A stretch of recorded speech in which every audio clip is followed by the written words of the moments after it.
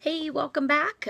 We are on video number 5 of Lysa TerKeurst's book, Uninvited, and we are answering the question, is God good to me? Lysa said that if she based the answer to that question upon the circumstances with her father, being rejected and left by her father, that perhaps a yes would be hard to answer.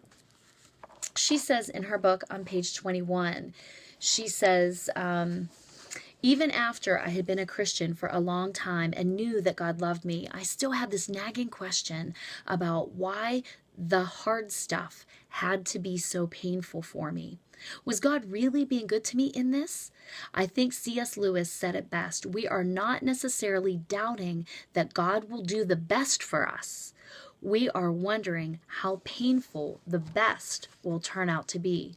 How many times have we whipped out or tossed out the verse very cavalierly, Romans 8:28, and we know that all things work together for good of those who love them and have been called according to his purpose. Though true, this verse has wounded many Christians by being wielded at the wrong time. It's not a real verse to share at a funeral home or the doctor's office after somebody has gotten a devastating diagnosis of cancer, or to a parent who's watching their child die. The truth can hurt, and often it does. For comfort, Lysa looks at the 2 verses prior to that as her layers of assurance.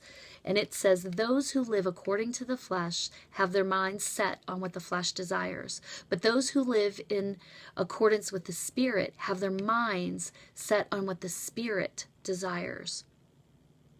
The mind governed by the flesh is death, but the mind governed by the Spirit is life and peace.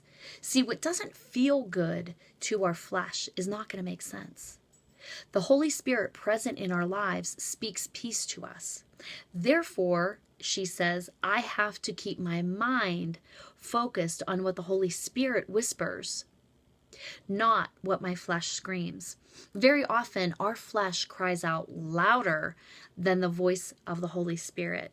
We need to set our mind, keep our mind focused to what the Holy Spirit whispers to us about the truth of God, than what our flesh screams.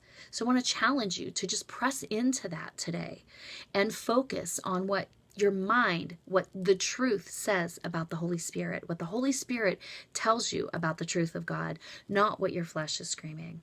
God bless, take care, and have an awesome day.